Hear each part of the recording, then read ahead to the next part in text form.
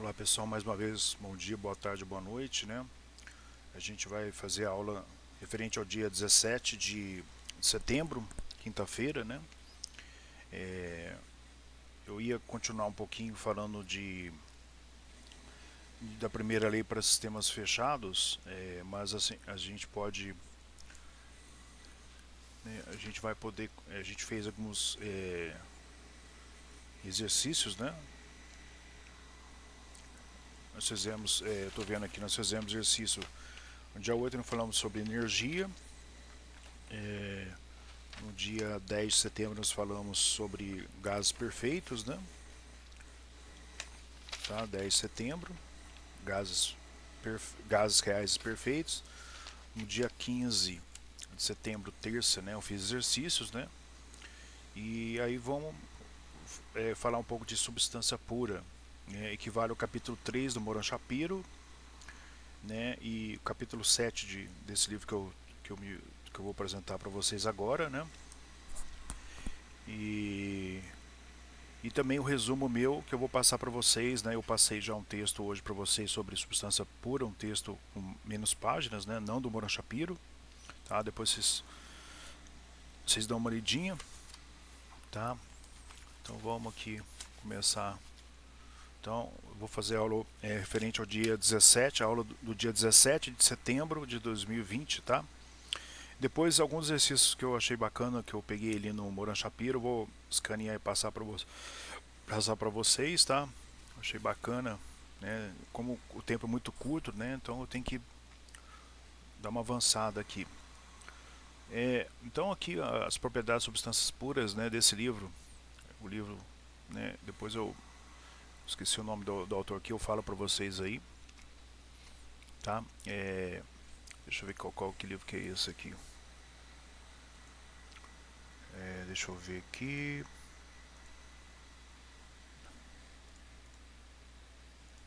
Esse livro aqui, ó. É o Mechanical Science, né? Desse Bhattacharya Beira, né? De 2009, né? São professores que escreveram esse livro, né? Então ele tem assim ele além dele ser ele tem ele é assim, ele é mais resumido, mas ele é ao mesmo tempo que resumido, ele tem uns detalhes interessantes que eu não tinha visto ainda nas deduções das fórmulas, né? Então, pessoal, aqui é uma coisa interessante também que a gente vai ver, né? Nesse livro que eu gostei também, a parte dele, ele decifra bem aqui a mudança de estado, né? Quando eu aqueço, né, meu cilindro aqui, eu gostei dessa parte, então eu resolvi utilizá-lo aqui nessa aula, tá? Deixa eu ver se está gravando. Tá, tudo bem. Então, em todos os dispositivos termodinâmicos, né, empregam fluido, né, como meio de energia, transporte de energia entre o sistema e a vizinhança, né? Então, é por isso que esse fluido ele é conhecido como substância de trabalho, né? E a gente vai ver aqui nos exemplos abaixo, né, que a gente menciona, né, o fluido na fase sólida, na fase líquida e na fase gasosa, mas vai interessar para a gente as fases líquida e gasosa. A fase líquida é referente ao fato que o fluido vai poder transportar uma certa quantidade de energia, ou transportar, né, a função dele poderia ser retirada de calor, por exemplo, o fluido que circula no circuito lá de refrigeração de um veículo, né? Ele retira, ele circula pela carcaça do motor, retira o calor ali, e depois ele é trocado calor com meio externo, né? Ou através do radiador, que é um trocador de calor. E na forma de vapor, né? No estado gasoso, ele vai trazer consigo energia, por exemplo, para ser utilizado numa turbina a vapor, onde essa energia térmica vai ser transformada em trabalho de eixo, lá na ponta do eixo da minha turbina, né? Então, o vapor vai entrar na turbina, vai ter uma expansão desse vapor, uma queda de temperatura, uma queda de pressão, e essa energia do vapor vai ser transformada em energia mecânica, né? Uma substância pura, né? A gente uma substância, né, homogênea e variável, né, na sua composição química, né? Ela pode existir em uma ou mais fases, né? Mas a sua composição química permanece a mesma em todas as fases. Por que ele fala, ele define substância pura?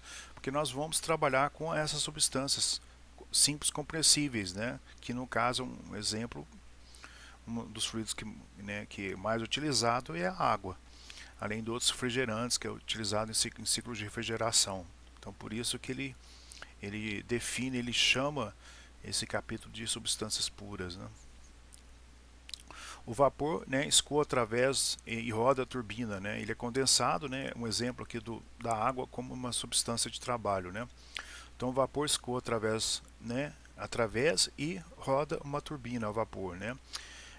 Depois que ele passa na turbina, ele é condensado, né? Na fase água líquida, né? Lá no condensador, que é um trocador de calor, né? Depois essa água retorna para a caldeira, não, o aquecedor, através do uso de uma bomba, né?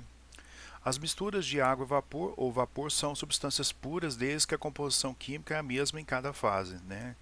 Então por isso que ele define aqui o que é substância pura. Vamos considerar um sistema, né, no qual somente a substância pura está presente, né? Então a gente vai trabalhar com fluidos que são considerados substâncias puras. Também a gente vai mostrar aqui, né, as propriedades dos fluidos, né, que serão representadas através de tabelas, gráficos, equações, né, para sua representação, né, das suas propriedades termodinâmicas dessas substâncias puras, por exemplo, como a água, né. Tá? Então a gente vai ver que isso foi obtido experimentalmente, né, rigorosamente, através de experimentos, e foram esses valores das propriedades. Quando eu, por exemplo, eu vario a pressão, vario a temperatura, eu vou variar todas as outras minhas propriedades que são de interesse, né, para os cálculos de engenharia. Né? Por exemplo, se eu quero calcular a potência de uma turbina, então eu vou precisar saber dessas propriedades que a gente vai falar mais para frente, né, para a gente poder calcular a potência da turbina, né? E essas propriedades variam com valores de pressão, temperatura, né, que são as propriedades que definem o estado do meu fluido, por exemplo, quando ele entra lá na turbina, né? Aqui, né, eu tenho uma situação que o que acontece quando eu tenho, né, por exemplo, ele fala que, né, considere aqui em A, a figura 7.1, ponto A, né, 1 kg de água na forma de gelo, né, na temperatura inicial de menos 40 graus Celsius, né, dentro de um cilindro, de um arranjo, né, cilindro pistão, né, como mostrado, né. Então o que acontece? Aqui ele faz né, como eu vou mostrar aqui, né, nessa figura, eu vou aumentar ela aqui para ficar melhor. Ele vai mostrar o que acontece, né, quando eu aqueço, né, eu forneço calor, né, por baixo aqui, né, eu forneço energia através da minha fronteira do sistema, né, o que vai acontecer com as propriedades desse meu fluido que é a água, né. Então ele se encontra inicialmente na forma de gelo. À medida que eu vou aquecendo, né, ele vai transformando de fase, né, ele vai fundir e vai transformar em líquido, né. E à medida que eu continuo ainda fornecendo energia, né, parte desse fluido vai vaporizar, né, e todo o seu conteúdo vai se tornar vapor. Se eu continuar fornecendo energia ainda mais, né, o volume do meu fluido contido nesse cilindro vai aumentar, né, e eu vou ter uma pressão e temperatura maiores desse meu fluido aqui, nesse caso aqui da da figura 7.1, letra I, né. Então o que acontece aqui, ó? O gráfico temperatura versus volume específico, né, é um gráfico que vai possibilitar eu checar, né, o meu fluido tanto na fase sólida, líquida, na fase bifásica, que é líquido mais vapor, que eu chamo de fase de vapor úmido, né, que eu chamo vapor úmido, né, e na minha fase gasosa, tá? Aqui em cima, que eu estou passando o mouse, né, eu tenho o meu fluido, né, eu tenho considerando as fases líquida mais vapor, né, que é a mistura bifásica, né, o vapor úmido, e a fase de vapor, né. Já aqui ele apresenta a fase sólida do meu fluido, né. Então o que ele mostra aqui nesse texto, né? Então ele mostra todo o processo que ocorre, né, quando eu aqueço a minha água, né, desde a temperatura inicial de menos 40 graus Celsius, né. Então ele mostra a relação da temperatura com o volume, né. Então aqui no caso da água, ele observa-se que durante, né, a fusão ou congelamento, né, se eu estou fundindo, eu vou do ponto S para o ponto F1, né? Ao contrário de F1 para S, eu estou congelando, né? Então ele mostra que quando acontece essa mudança de fase do líquido para sólido na água, né, ocorre um aumento do volume, né? Até a gente vai fazer um exercício, eu já fiz um exercício desse aí, esse volume, esse aumento pode ser na casa de em torno de 9%, né? Por isso que quando você guarda uma garrafa cheia de água no congelador, ela estoura, né? Porque aumenta seu volume quando a água quando ela congela, né? Quando ela muda do estado de líquido para o sólido. Então, na linha, começando da temperatura de menos 40, né? Na linha SS, né? Que ele chama de processo, né? Então tem o estado inicial em S e o estado final também que ele chamou aqui de S, né? Tá? O volume do gelo vai aumentar levemente com o aumento da temperatura, né? Como a gente pode ver aqui. Então aqui a gente tem o meu volume específico, né? Que é metro cúbico por quilo. E aqui eu tenho na ordenada vertical a temperatura em Celsius, né? Tá? No passo B, se eu continuar fornecendo energia, né? Eu vou ter uma mudança de estado do estado sólido, né? Esse meu gelo vai fundir e vai transformar em estado líquido, né? Então, da mesma forma, essa mudança de fase do sólido para o líquido ocorre na temperatura constante. Então eu saio desse ponto aqui que eu estou passando o mouse, o ponto S, e vou para o ponto F1, né? Então aqui eu tenho a minha linha de líquido saturado, que a gente chama, ou seja, se eu fornecer um pouco de calor que eu forneça, né, ele vai começar a evaporizar. Acontece que eu vou andar sempre em cima dessa linha aqui, não vir para a direita. Por quê? Porque eu estou fervendo a minha água, né? No caso aqui, eu coloquei minha água dentro desse arranjo, né, cilindro com pistão, só que esse pistão ele está solto, né, ele não está fixado. Então, esse meu aquecimento ele vai acontecer na pressão atmosférica. Então, a pressão do ar, a pressão do fluido aqui dentro vai ser igual à minha pressão atmosférica, tá? Desprezando aí o peso do cilindro, né? Na verdade, vai ser a minha pressão do meu fluido aqui dentro vai ser igual a força da pressão atmosférica mais a força relativa ao peso do pistão, né? Além do peso do pistão, ainda tem uma pequena massa aqui que a gente vai explicar por que isso, né? Então, nesse caso, né, eu estou fervendo a água considerando a pressão a nível no bar, né, a pressão atmosférica 1 atm. Então, eu sempre vou caminhar em cima dessa linha aqui. À medida que eu vou fornecendo calor, eu vou caminhando, eu vou subindo. Se eu retirar calor, o processo é exatamente o inverso, né? Então, no processo, por exemplo, SF1, né, se eu continuar fornecendo calor, além de aquecer a temperatura, ela vai permanecer constante a 0 graus Celsius, né? Então o gelo vai se fundir em água no estado F1, né? Então de S até F1, né, não tem mudança, não tem variação de temperatura, né? Ocorre a mudança de fase, mas não tem a variação de temperatura, tá? Observe-se que aqui, né, ocorre um pequeno diminuição do volume no meu fluido, né? Então, à medida que eu congelo, à medida que eu tento congelar meu líquido, né, na fase água, né, quando ele começa a congelar, a virar sólido, né, ocorre um aumento do volume. O inverso, né, ocorre uma diminuição do volume, tá? Então, existe uma mudança da fase do sólido para o líquido, né, de S para F1, tá? Então ocorre uma diminuição do volume específico, né? Então eu estou fazendo um processo aqui de S para a esquerda até F1, faca 1, tá? Isso na temperatura de 0 graus Celsius, tá bom? No passo 3, que ele chama de o processo de F1 para F2, né?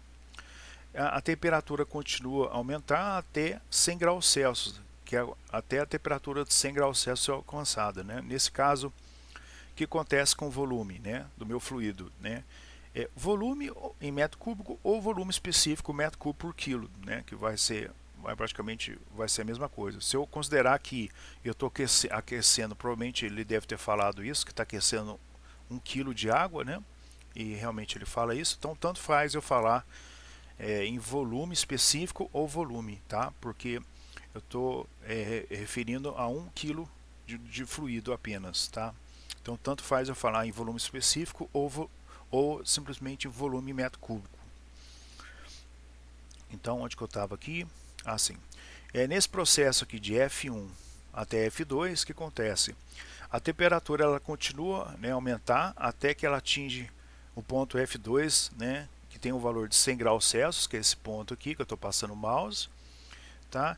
E ele quer dizer o seguinte, só que o volume específico, né, diminui um pouquinho, né, até que a temperatura atinja 4 graus Celsius, porque tem essa barriguinha aqui. E depois o volume específico volta a crescer, então, né?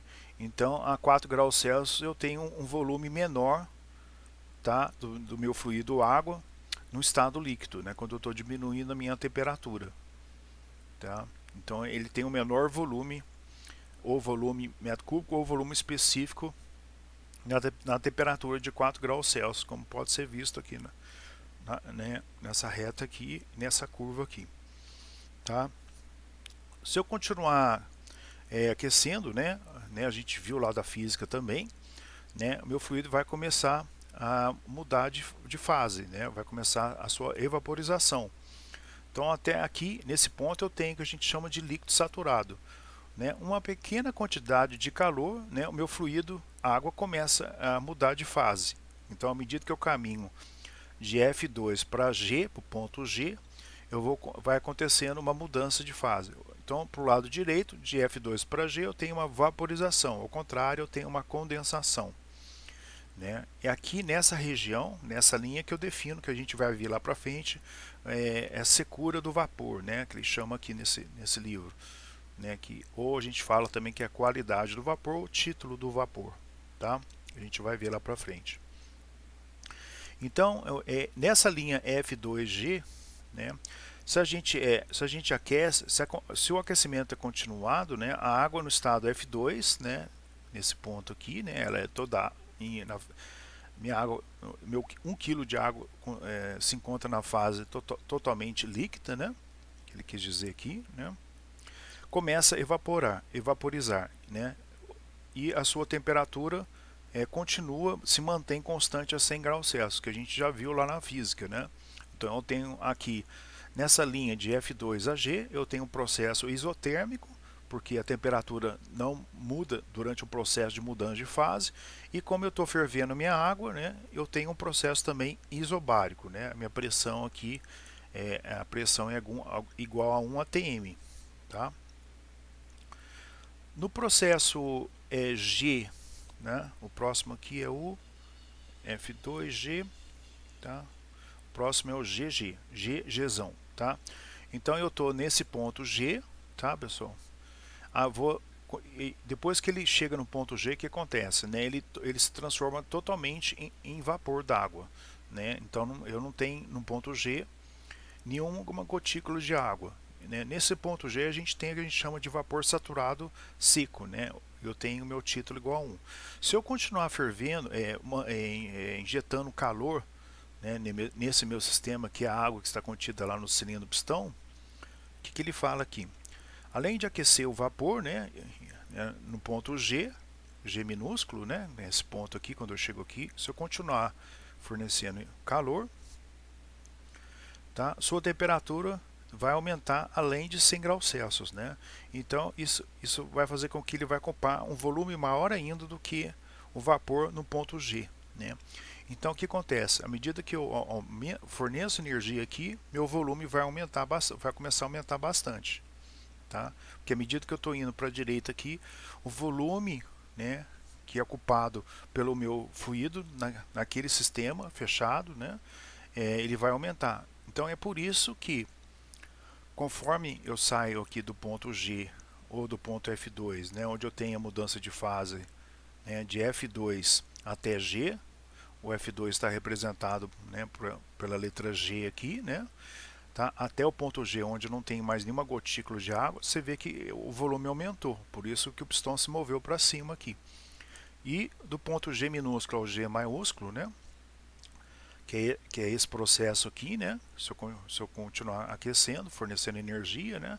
O volume aumentou mais ainda, né? Então, em H eu tenho só a fase vapor, e em I eu tenho só a fase vapor, só que houve uma expansão do meu volume, porque eu continuei fornecendo energia, tá?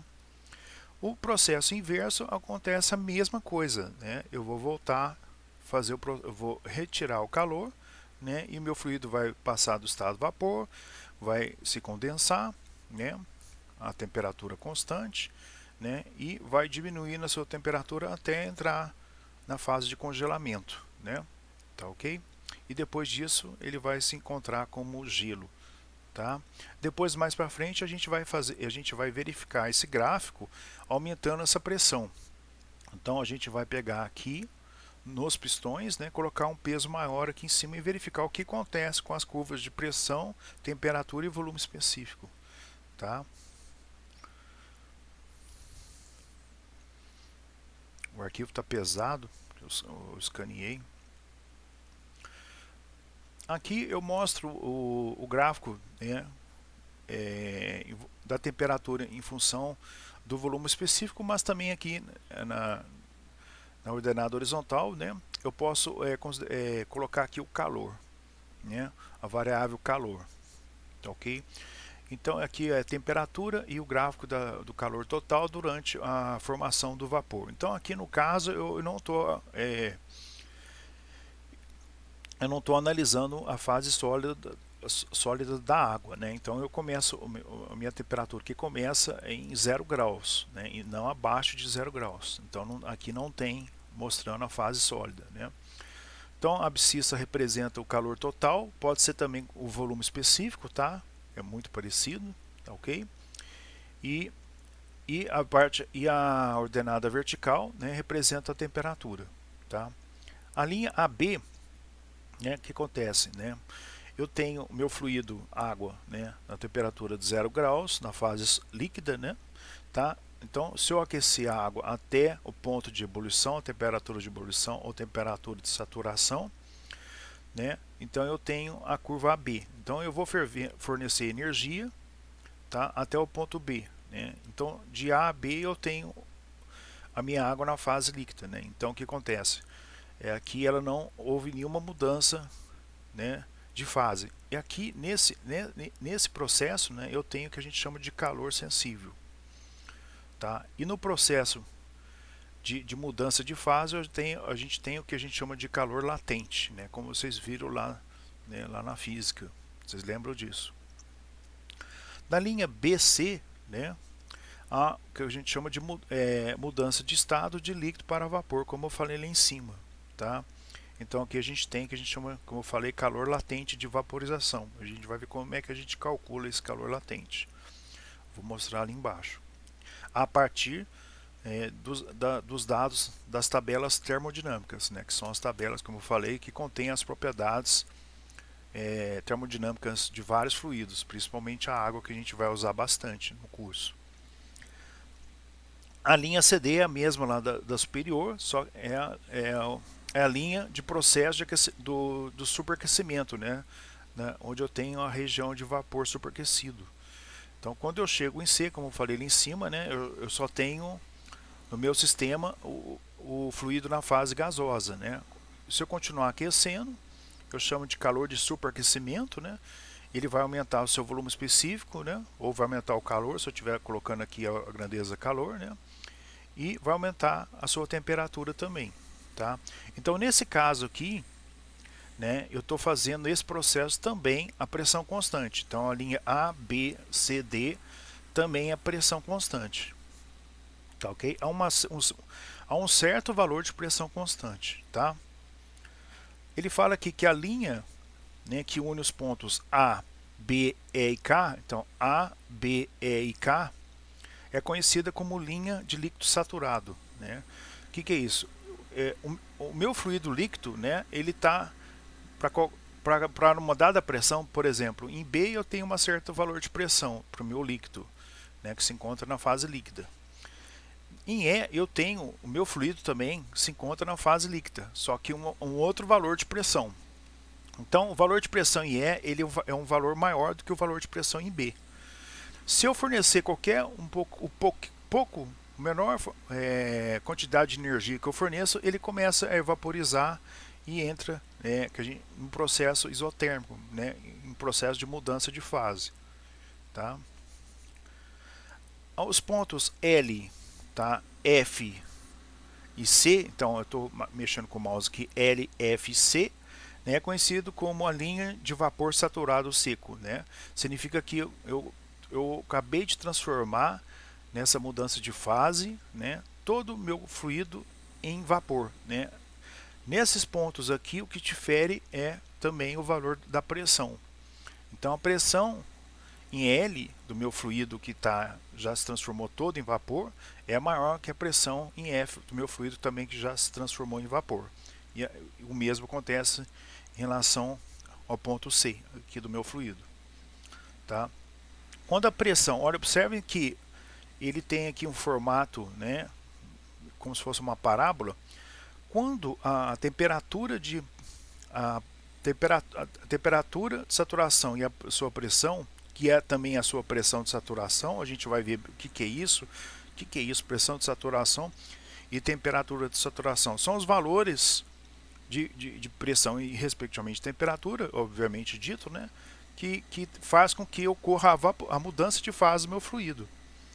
Tá?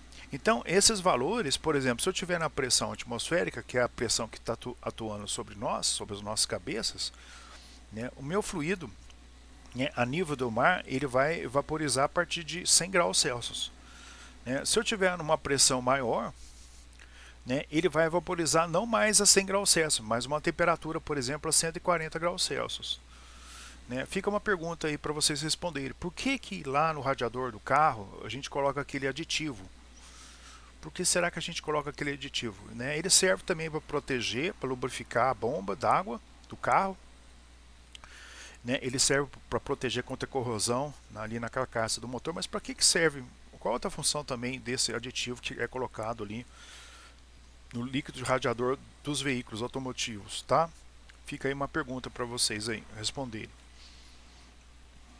E para discutir também não pode colocar essa pergunta, tentar responder lá no fórum, para a gente discutir isso aí. Então aqui, o pessoal, eu estou com o pessoal trabalhando aqui em casa, tá? Não sei se tá entrando um barulho aí de detonadeira, né? Betoneira, né? Não sei como é que chama isso. Então por isso que tá um barulho chato assim de fundo, além do barulho dos 5 coolers aqui do PC e o ventilador. Tá ok? Então peço desculpas aí se isso aí pode estar entrando aí pela gravação, né? Então vamos voltar aqui, ó. Deixa eu ver quanto tempo de aula que já deu, que senão a gente vai dar só meia hora de aula, pessoal, para não ficar uma coisa muito cansativa, tá?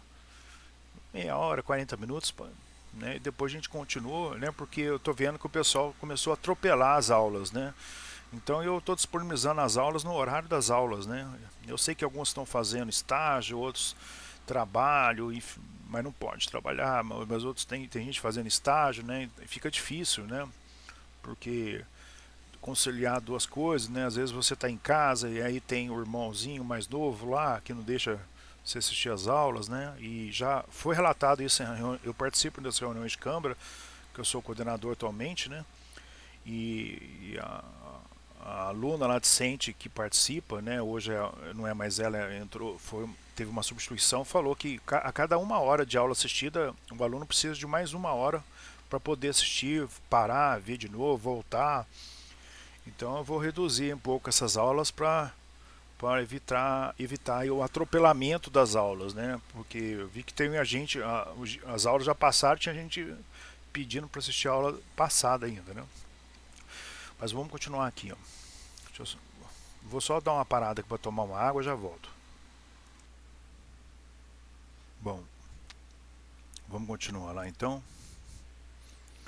Então, estava falando aqui que então vocês observem que à medida que a pressão em que ocorre a mudança de fase, né? Quando eu estou subindo a minha pressão, deixa eu ver se está gravando. Okay. Quando eu tenho uma pressão maior, né? Que o meu fluido está submetido, por exemplo, acima da pressão atmosférica, né, significa que a minha temperatura, né, de vaporização ela vai ser maior que aquela de 100 graus Celsius para a água. Então vocês podem observar aqui no gráfico, né, de temperatura versus o volume específico, ou também no caso do calor, né, que ele fala aqui assim, que a temperatura de saturação e pressão aumenta, né, e que ele fala aqui que o calor latente de vaporização, que é o calor, né, que a gente vai ver que é calculado pela variação de entalpia, que a gente vai ver lá para frente, né, diminui. Esse calor latente, né, é essa linha, por exemplo, para essa pressão aqui, de linha constante, é essa linha EF. À medida que aumenta a pressão, esse calor latente de vaporização diminuiu, que nesse caso aqui para P2 é a linha KL, tá bom? Até chegarmos no ponto crítico, né? O ponto crítico, né, não se define, né, se eu tenho um fluido líquido ou gasoso, né? E no caso para água, né, o valor do ponto crítico, a sua temperatura é 374,15 Celsius e a sua pressão é 221 bar ou 22,1 megapascal. Eu tenho aqui o meu ponto crítico, né? É diferente lá do ponto triplo, onde as fases coexistem juntas, né? Fase líquida, sólida e vapor, que a gente vai ver lá para frente. Os valores são bem baixos, né? Valores de pressão e temperatura, né? Temperatura é quase igual a 0 Celsius, né? E a pressão é bem baixinha, o valor é bem baixo também, né? Lá é o ponto triplo, esse aqui é o ponto crítico para a água, né? Então esses valores aqui eles variam. Vamos observar também que eu vou falar aqui embaixo, né, que o volume específico, né, é igual, o volume específico para título igual a 0 é igual ao volume específico para título a 1, que a gente vai falar isso para frente também, tá? Então aqui as linhas que se cruzam, né, como eu falei, né, os valores da temperatura crítica e pressão crítica, no caso aqui para a água, né, esses valores variam, tá? Para as outras substâncias, né, tá? Aqui eu vou falar da equilíbrio de fase para valores altos de temperatura, né? Então, assim aumentando a pressão no gelo, o que acontece então? Então, o que eu vou fazer aqui? Eu vou voltar naquela figura aqui, como eu havia dito antes, sobre o aumento da pressão, né? Eu tenho essa curva aqui, né? E estou trabalhando, eu estou aquecendo o meu fluido, ou resfriando ou aquecendo ele, né, na pressão isobárica, né, de 1 atm, a nível do mar. Então o que acontece se eu fizer esse mesmo processo? Né, eu tenho o meu gelo lá na posição inicial, né, e vou aumentar essa pressão que está atuando sobre o gelo. Né, o que vai acontecer com essa curva quando eu começar a aquecer o meu sistema, fornecer energia para o meu sistema? Então ele fez isso aqui, né? Tá.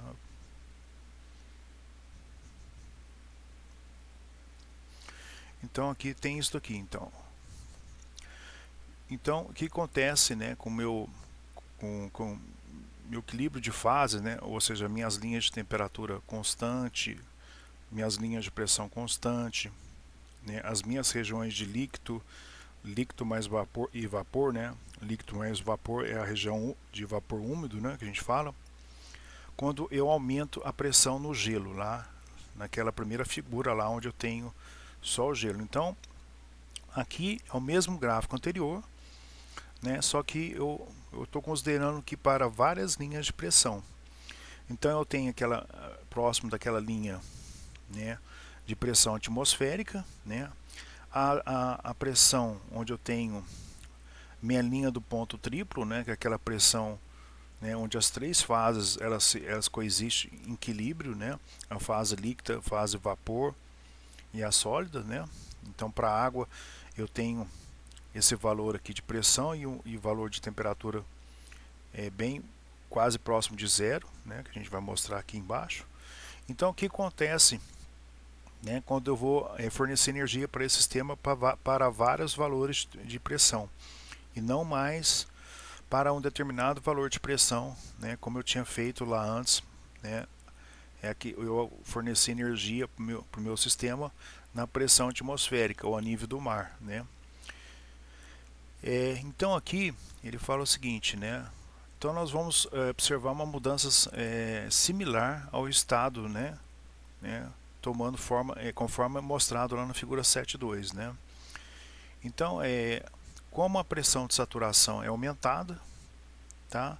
A temperatura, né, de ebulição e de condensação é também aumentada, né? Então, o que acontece? Como eu aumentei a minha pressão, né, isso, né, a gente até faz um experimento disso no laboratório, né? Quando você aumenta a pressão, vai aumentar essa temperatura de ebulição ou condensação, né? Ebulição, se eu estiver fornecendo energia, se eu estiver, né, retirando energia, eu vou ter a minha condensação do meu fluido, tá?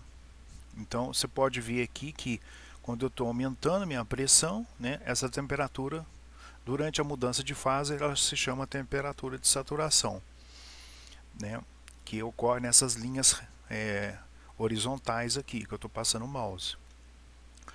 Como a pressão de saturação é aumentada, né, a temperatura de saturação Tsat para fusão e para o congelamento é levemente diminuída, né? Então, se vocês forem ver aqui, né, à medida que essa pressão, né, de saturação é aumentada, tá? Podem ver aqui, então, se eu pegar valores subindo com valores das linhas de pressão, né, se vocês forem ver aqui, né, a temperatura de fusão congelamento, né, dependendo se eu tiver aquecendo, né, eu vou ter meu processo de fusão. Se eu estiver retirando calor, eu vou ter meu processo de congelamento, né? É levemente diminuída, né? Tá? Então vocês podem ver que são essas linhas aqui. À medida que eu aumento a pressão, as linhas de mudança de fase para o processo de fusão congelamento, né, elas diminuem em relação o valor de temperatura igual a 0 graus Celsius. Tá? Então isso foi uma coisa que ele quis observar, né, nesse gráfico TV, né, mostrando quando aumenta a temperatura, o que acontece? Aumenta a temperatura de saturação, mas isso para ebulição e condensação. Para fusão e congelamento, né, que eu estou aqui nessa região, né, a temperatura de saturação, né, ela é levemente diminuída, né, então ela está abaixo de 0 graus Celsius, tá bom? Então ocorre essa inversão aqui, né, quando eu aumento a pressão, né, para o processo de ebulição e condensação.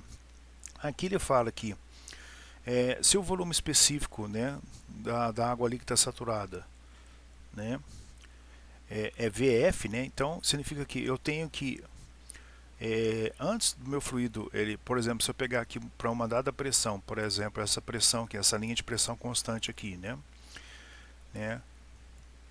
Se o volume específico, né, para o líquido, né? Então antes de começar a mudar de fase, né, eu tenho, né, o meu fluido na fase líquida, né, e o volume específico dele, né, se ele tiver na iminência de mudar de fase, né, se eu fornecer um pouquinho mais de energia, ele vai começar a mudar de fase. Antes de eu fazer isso, eu tenho o que a gente chama de volume específico do líquido saturado, que eu chamo de VF.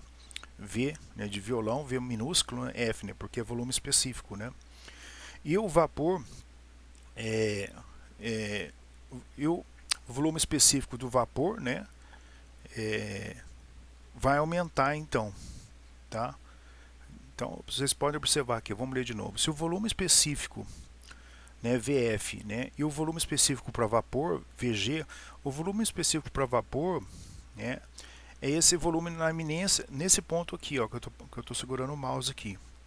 Então, quando eu forneci energia, a última gota de água que saiu, né, e o meu fluido, meu sistema todo se transformou em vapor, eu tenho o que eu chamo de vapor de volume específico para vapor saturado, seco. Eu posso indicar falar que é seco, porque ele vai ter título igual a 1. Ele só vai ter, ele acabou de eliminar a última gotícula de água. Então eu tenho o seu valor, esse ponto aqui, o volume específico dele é chamado de volume específico para vapor saturado seco, tá? Aqui não tem o seco de dry, mas é seco, tá?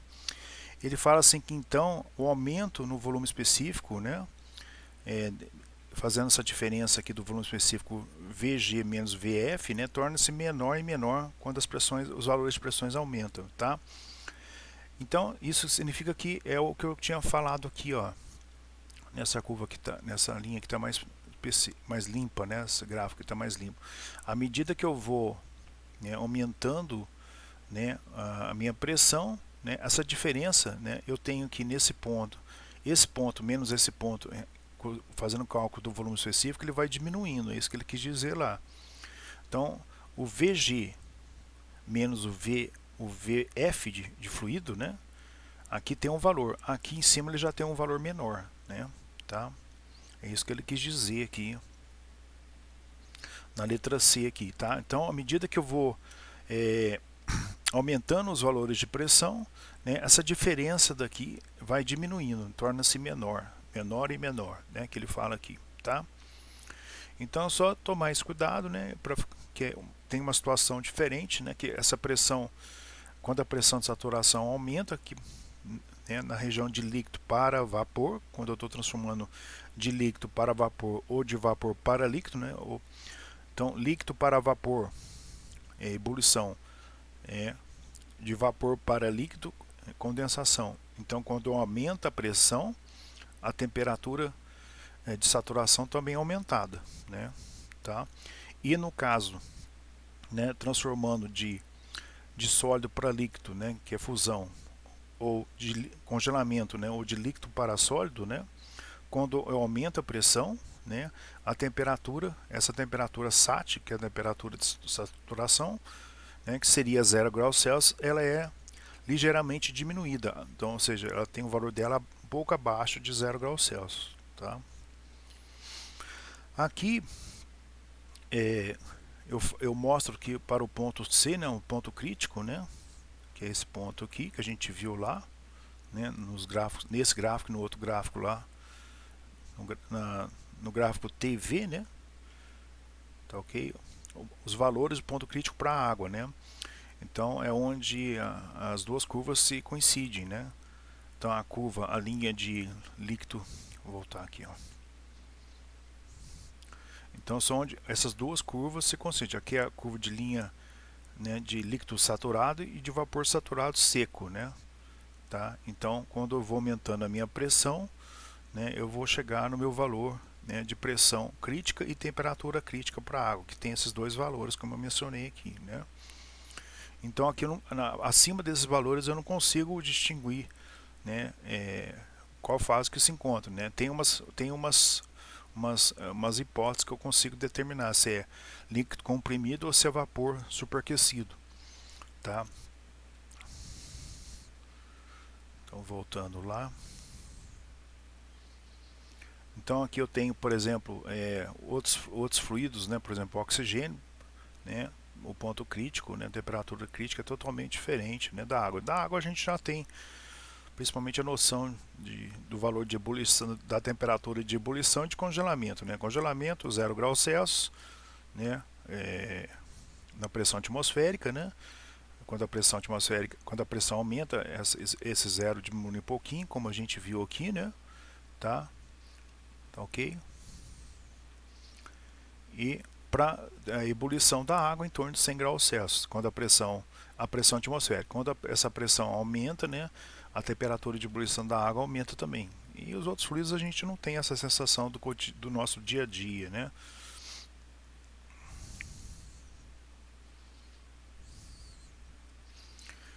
Aqui então, ó, interessante, eu marquei aqui, né?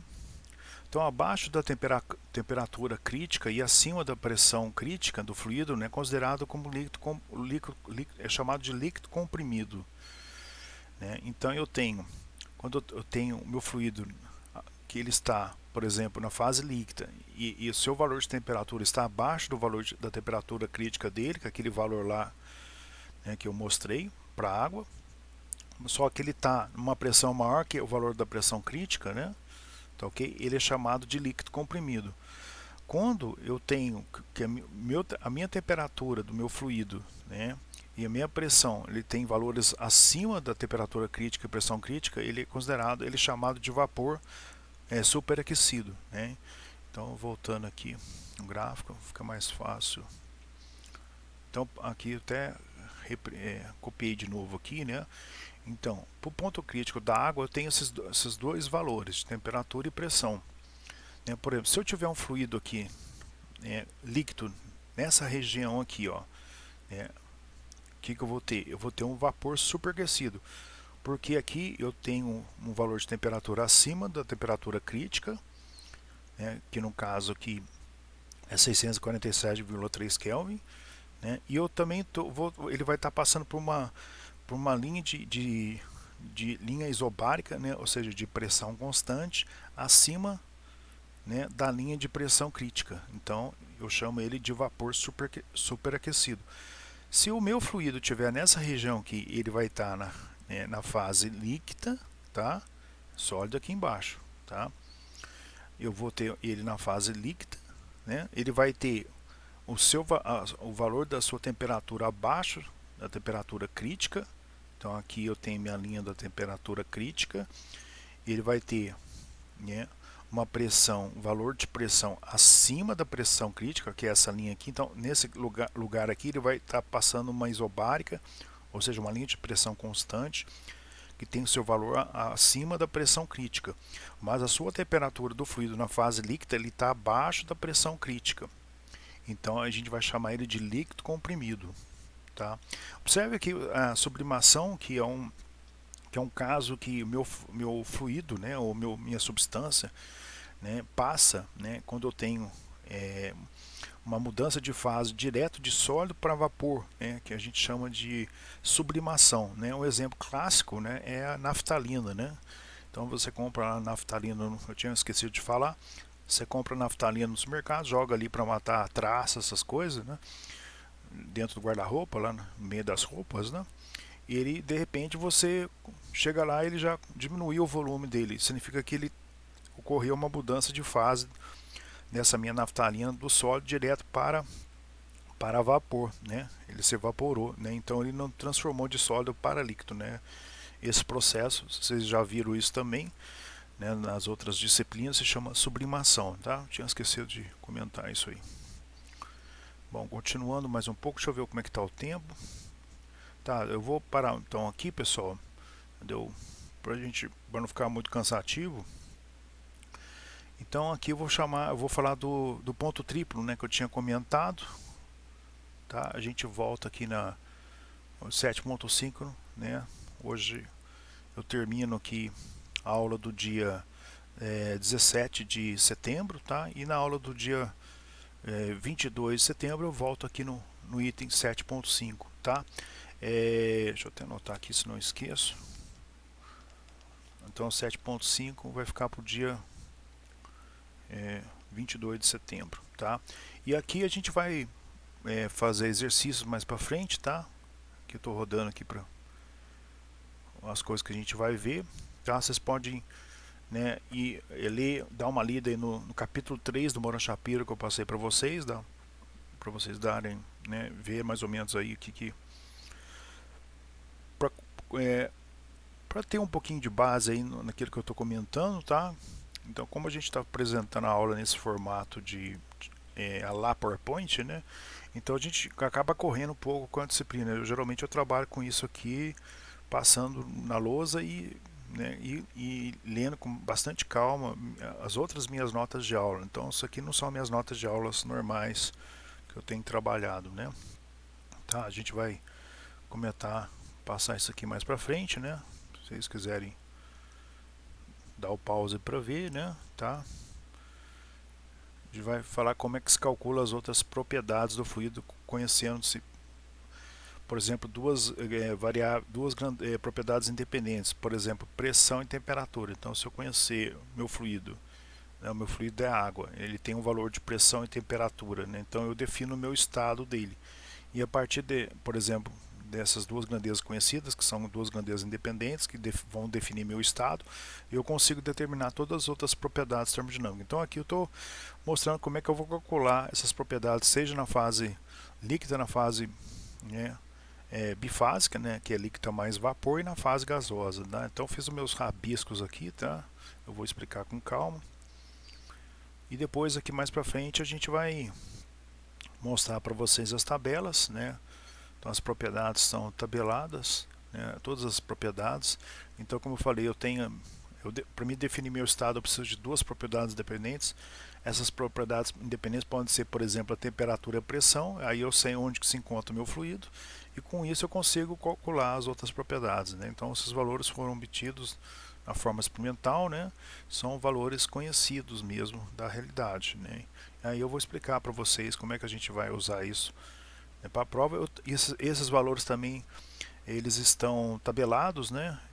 Tabelado não, eles estão na forma de gráfico, né? E também na forma de computacional, tá? Vocês podem, depois eu passo para vocês esse programa aqui, tá?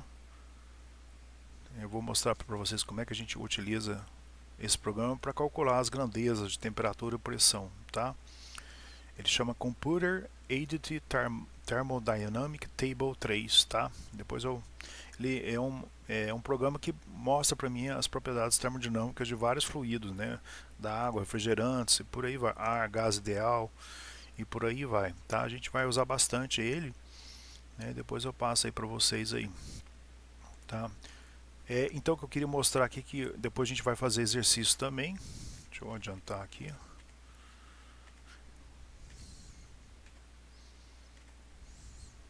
O arquivo está bem pesado.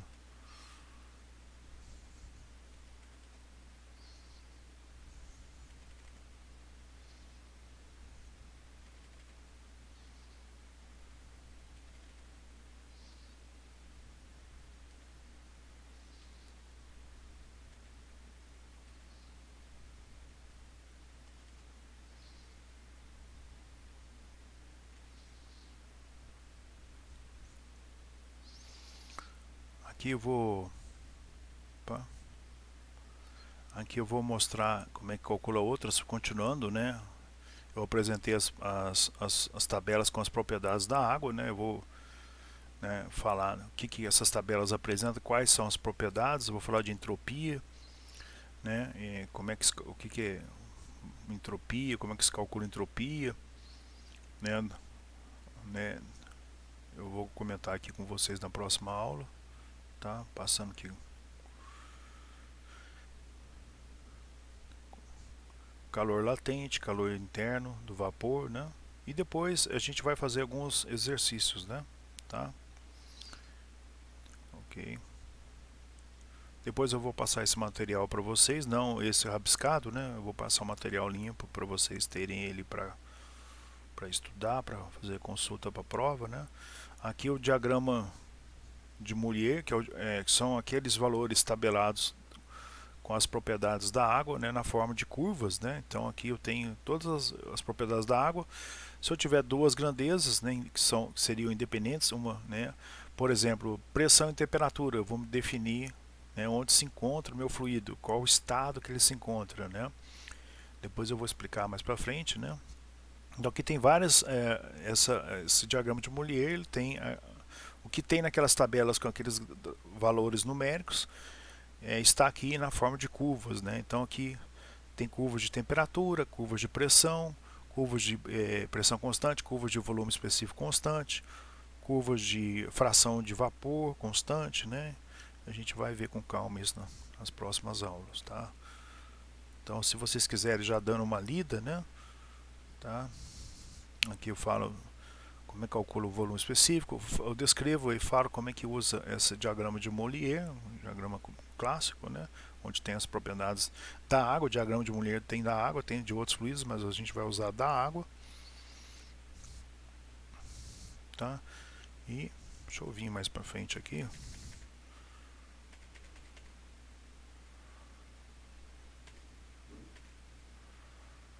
Aqui nós vamos fazer, eu vou propor para vocês, opa, ficou doido aqui, tá? Devagar que ficou pesado mesmo. O arquivo quando eu escaneei esse arquivo ele ficou bem grande, tá? Aqui eu vou propor um exercício de múltipla escolha para vocês entregarem, tá? Tem aqui o gabarito, né? O resultado, tá? Isso não é para essa aula do dia 17 não, né? Hoje eu estou fazendo a aula do dia 17 de setembro, né? Tá? E depois esse exercício eu vou fazer, além desse exercício daqui desse livro, vou comentar a solução desse exercício, tá? Fiz minhas anotações, tá? É interessante, né? Cada um tem o seu jeito de resolver o exercício, tá? Eu gosto de rabiscar assim, tá? Eu vou passar depois ele limpo para vocês. Depois que a gente fazer esse exercício, ainda vou fazer mais exercício ainda para melhor para fixar o conhecimento, né, desse assunto que é substâncias puras, tá? Tá ok, pessoal? Então um abraço a todos então. Então até a próxima aula. A próxima aula será do dia 22 de setembro, né, que eu vou continuar o item 7.5, né? Deixa eu voltar no item 7.5. Então eu vou voltar nesse item aqui, ó. 7.5.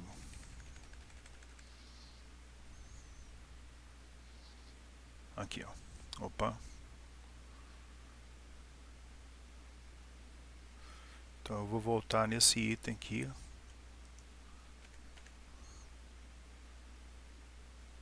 Se eu conseguir achar ele aqui, né? É que tá lento o PC, tá gravando e ao mesmo tempo esse arquivo em PDF é grande. Então eu vou voltar nesse daqui, tá? No dia nesse item 7.5, né, na aula do dia 22 de setembro, tá bom? Um abração então a todos.